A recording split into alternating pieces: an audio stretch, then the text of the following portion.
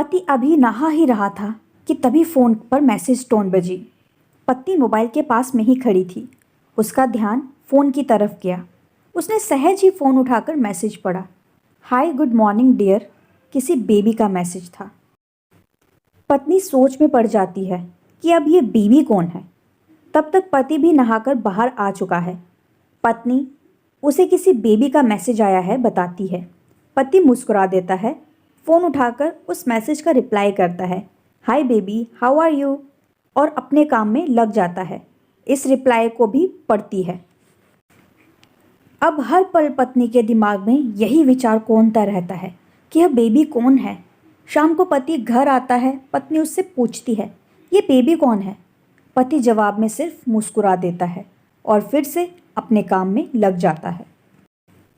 2-3 दिन बीत जाते हैं। उन विचारों ने अभी तक पत्नी का पीछा नहीं छोड़ा था और फिर से पति के मोबाइल पर फिर एक बार बेबी का मैसेज आता है। आज तो मिलोगे कि नहीं, तुम्हारी बहुत याद आ रही है। इस मैसेज ने आग में घी का काम किया। पत्नी का शक और भी ज़्यादा पक्का हो गया। बीच बीच में ऐसे मैसेजेस का आदान प्रदान होता रहता और पत्नी के मन में शक की जड़ें और गहरी होती गई। पति पूछने पर भी जवाब में सिर्फ मुस्कुराहट के और कुछ नहीं कहता। यह शक गुस्सा बनकर तब ज्वालामुखी की तरफ फट पड़ा जब एक दिन उसे अपने पति की जेब में सिनेमा की 2 टिकटें मिलती हैं। पत्नी अपने पति से बहुत झगड़ती है। पति उसे समझाने की कोशिश करता है लेकिन वह कोई भी बात सुनने को तैयार नहीं है। पति को भी उस पर गुस्सा आ जाता है और यह झगड़ा और भी ज़्यादा बढ़ जाता है। गुस्से में पति घर से बाहर निकल जाता है। पत्नी का गुस्सा पति से कई गुना ज़्यादा है।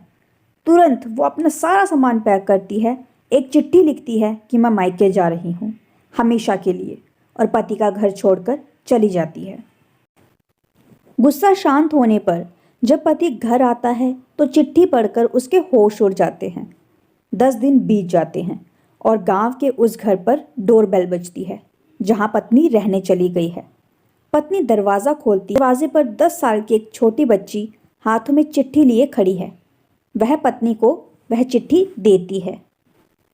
बच्ची से वह चिट्ठी लेकर पत्नी चिट्ठी खोलकर पढ़ती है। डियर वाइफ, जिस बेबी की वजह से हम दोनों में इतने झगड़े हुए और तुम हमारा घर छोड़कर यहाँ चली आई, यह बच्ची जो अभी तुम्हारे सामने खड़ी है वह वही बेबी है। अनाथ आश्रम की एक प्यारी बच्ची। इसी के साथ मैं बातें करता था, सिनेमा जाता था। पहली बार जब तुमने बेबी के बारे में पूछा था तो मैं जानबूझकर तुम्हें नहीं बताया था। सोचा था थोड़ा मजाक करता हूँ, देखता हूँ तुम कैसे रिएक्ट करती हो। लेकिन मैंने यह कभी नहीं सोचा था कि तुम्हारा शक इतना बढ़ जाएगा कि तुम घर ही छोड़ दोगी। हाँ, सबसे ज़रूरी बात यह तो बेबी है। वह किसी और की नहीं बल्कि तुम्हारी ही बेटी है। रुको, अपने आप को संभालो और आगे की बात ध्यान से पढ़ो। हमारे शादी के 2 साल पहले की यह बात है। तुम अपने कॉलेज के लास्ट ईयर में थी। तुम्हारे प्रोफेसर में नोट्स लेने के बहाने तुम्हें बुलाया था और तुम्हें चाय में एक नशीली दवा खिलाकर ना करने वाला काम किया था। इसमें तुम्हारी कोई गलती नहीं थी, लेकिन कुदरत ने अपना काम किया और तुम्हारे पेट में इस बेबी को डाल दिया। काफ़ी प्रयास करने पर भी अबॉर्शन नहीं हुआ तो तुम्हारे घर वालों ने समाज के डर से तुम्हें 6 महीने तक घर में ही रखा। तुम्हारे पिताजी खुद एक डॉक्टर हैं, इसलिए यह बिन मांगा बच्चा बड़ी आसानी से बिना किसी को कानों कान खबर हुए इस दुनिया में आया। भविष्य में तुम्हारी शादीशुदा ज़िंदगी में कोई प्रॉब्लम ना हो, इसलिए तुम्हारे पिता ने इस बच्चे को गांव के एक अनाथाश्रम में छोड़ दिया। यह बच्चा मतलब यही बेबी जो अभी तुम्हारे सामने खड़ी है।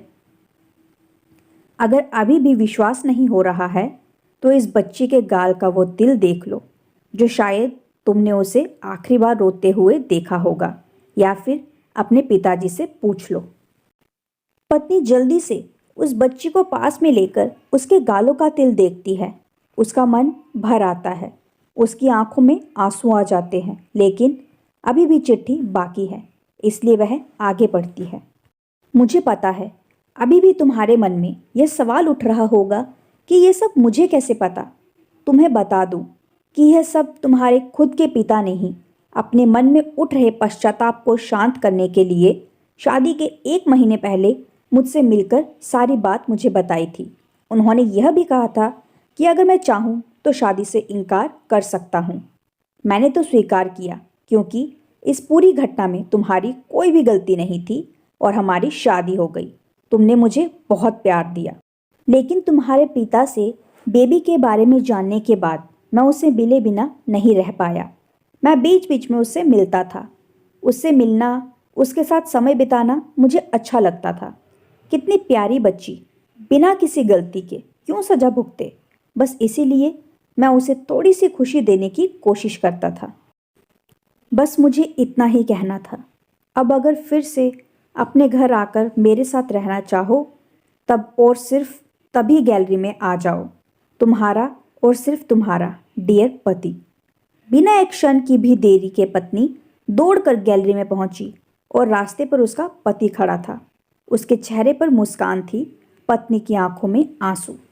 कारण कुछ भी हो हम दोनों के बीच में, कभी भी शक को थोड़ी सी भी जगह मत दो, क्योंकि दुनिया में हर किसी का इलाज है, पर इस शक नाम की बीमारी का कोई इलाज नहीं है। मन शांत रखो, जो भी मन में आए एक दूसरे को बताओ।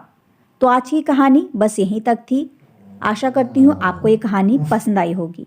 कहानी पसंद आए तो चैनल को सब्सक्राइब कर दे और कहानी को